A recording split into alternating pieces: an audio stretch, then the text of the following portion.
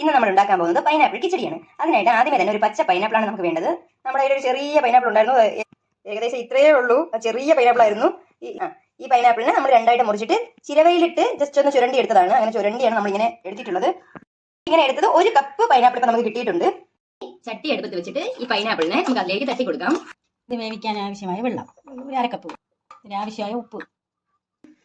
ഇതിപ്പോ 1/4 കപ്പ് തേങ്ങ, 2 പച്ചമുളകും കൂടെ ചേർത്ത് നല്ലപോലെ അരച്ചിട്ട് വന്നിട്ട് അതിലേക്ക് ഒരു 1/4 ടീസ്പൂൺ കടുകും കൂടെ ഇട്ട് കടുകിനെ ഒന്ന് ക്രഷ് ചെയ്തെടുത്തുകൊണ്ട് വന്നതാണ്. തേങ്ങ നല്ലപോലെ അരങ്ങി കിട്ടണം. ഇപ്പൊ നമ്മൾ അരച്ചു വെച്ച തേങ്ങയാണ്. ഇനി ഇത് നമുക്ക് മാറ്റി വെക്കാം. നമ്മുടെ പൈനാപ്പിളൊക്കെ നല്ലപോലെ വെന്തിട്ടുണ്ട്. നിങ്ങൾക്ക് ഇപ്പോൾ വേവ് കുറവായിട്ട് തോന്നുവാണെങ്കിൽ കുറച്ചുകൂടെ ചൂടുവെള്ളം ഒഴിച്ചിട്ട് നല്ലപോലെ വേവിക്കാവുന്നതേ ഉള്ളൂ. ഇനി നമ്മൾ അരച്ചു മാറ്റി വെച്ച തേങ്ങാക്കൂട്ട് അതിലേക്ക് ചേർത്ത് കൊടുക്കുക. ഇതിലേക്ക് ഒരു 1/4 കപ്പ് വെള്ളവും കൂടെ ഒഴിച്ചു കൊടുക്കാം. നല്ലപോലെ മിക്സ് ചെയ്ത് കൊടുക്കുക.